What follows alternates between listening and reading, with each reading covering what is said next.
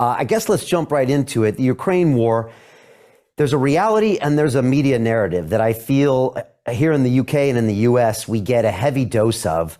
Why are those so different, in your opinion? And what is really going on the ground in Ukraine versus what I just read at the Times in London or what I read in the New York Times on a regular basis?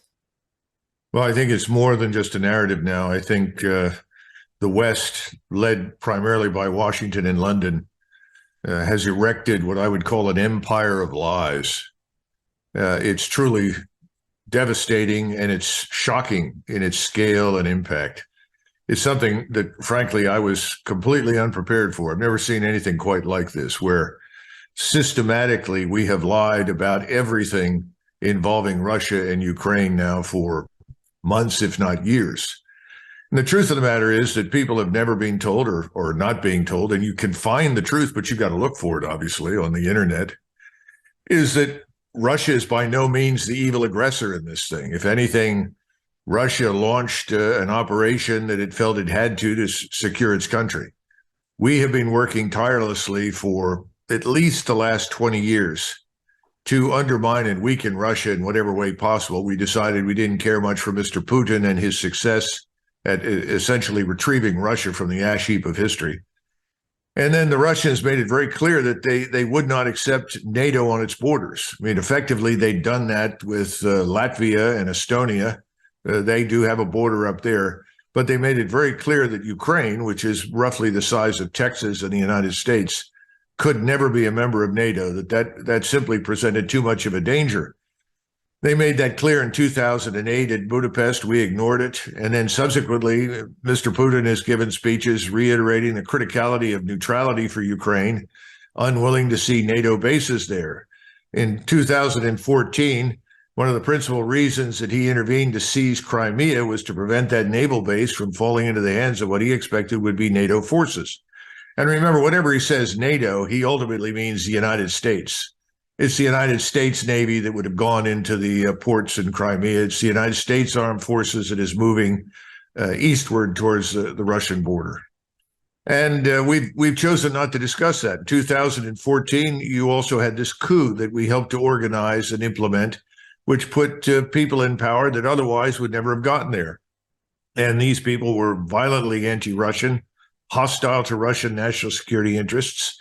We encouraged that. We cultivated it. We began pouring money into this thing called the Ukrainian army. Really, it's more the army than anything else. And in 2014, this fledgling Ukrainian army began immediately attacking the Russians in eastern Ukraine, in the so-called provinces or oblasts of Donetsk and Luhansk. And in the time between the first attacks by artillery in 2014 and the intervention by the Russians in February of 2022, they killed 14,000 people. And they fired thousands and thousands of rounds of artillery. In fact, in the week or two just before the Russians finally moved in, they fired over 2,000 rounds of artillery ammunition. And these were all being fired at Russian civilians. Now, notice I say Russian civilians. They were technically Ukrainian citizens. They just happened to be Russians. And of course, these Russians were being oppressed. They were effectively presented with a fait accompli. Either you become Ukrainian, you stop speaking Russian, you speak Ukrainian, you write in Ukrainian, and you adopt Ukrainian identity and culture and so forth, or we're going to punish you. And so the Russians in eastern Ukraine have been second or third class citizens now for years.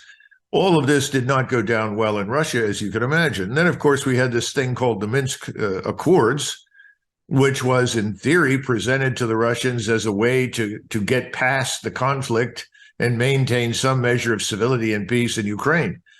Well, it didn't work, and it didn't work, as we've discovered, because first Chancellor Merkel, who's now retired, and then subsequently Mr. Macron, the president of France, both admitted the whole thing was a hoax. It was simply a device to buy time for the Ukrainians to build their forces up.